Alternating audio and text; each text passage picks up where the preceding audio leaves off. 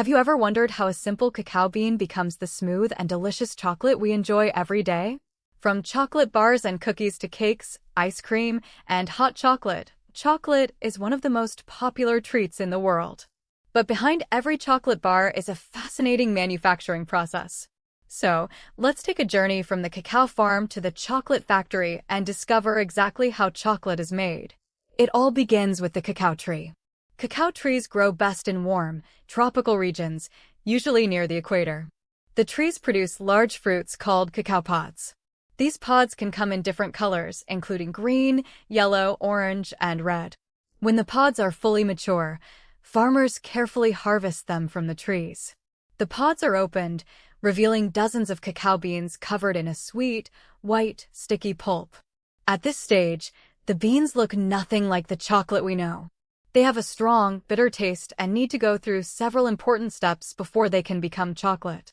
The first major step is fermentation. Fresh cacao beans are placed into large wooden boxes, piles, or special containers. During fermentation, naturally occurring microorganisms begin breaking down the sweet pulp surrounding the beans.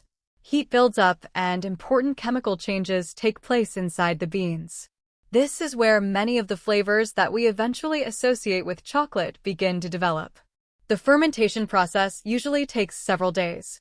Farmers carefully monitor the beans and may turn them during the process to ensure that they ferment evenly. After fermentation, the beans are spread out and dried. They are often placed under the sun and regularly turned to remove moisture. Once the beans are properly dried, they are cleaned, sorted, packed, and transported to chocolate factories around the world. And begins. First, the beans are carefully inspected and cleaned. Dust, stones, pieces of wood, and other unwanted materials are removed. The cleaned cacao beans are then roasted. Roasting is one of the most important steps because it develops the rich aroma, color, and deep flavor of the cacao.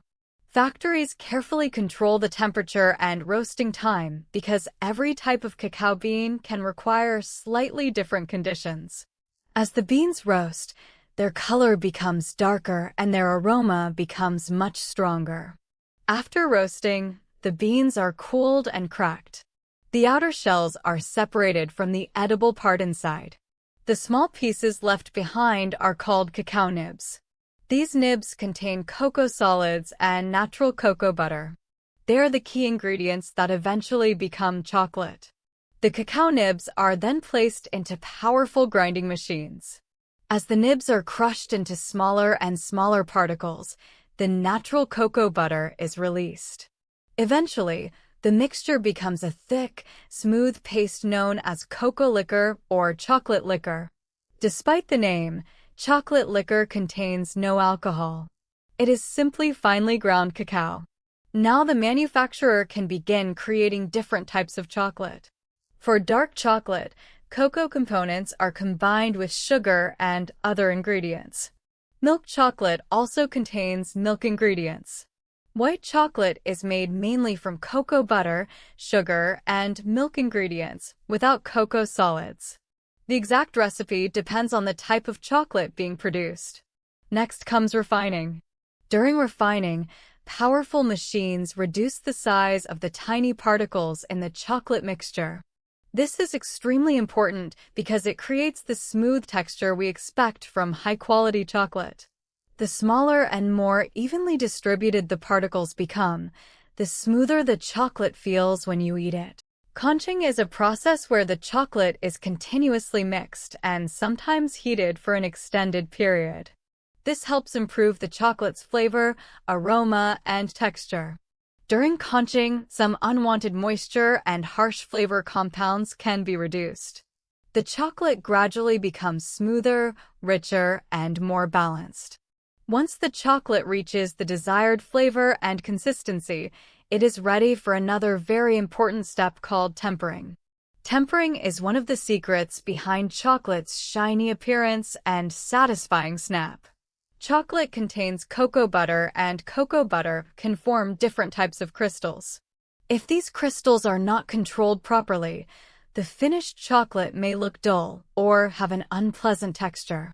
So, Manufacturers carefully heat and cool the chocolate in a controlled process.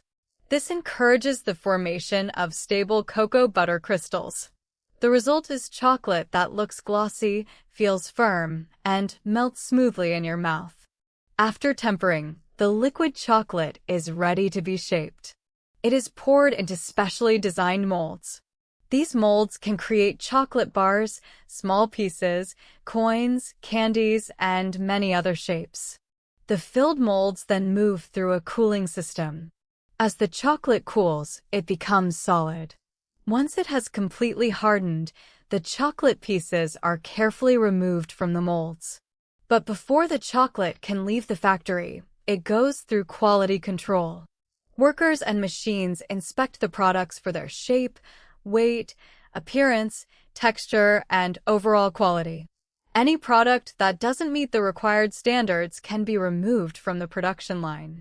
The finished chocolate is then wrapped and packaged. Modern packaging machines can package thousands of chocolate products in a short amount of time. The packaged chocolate is placed into boxes and transported to warehouses. From there, it can be shipped to supermarkets, convenience stores, restaurants,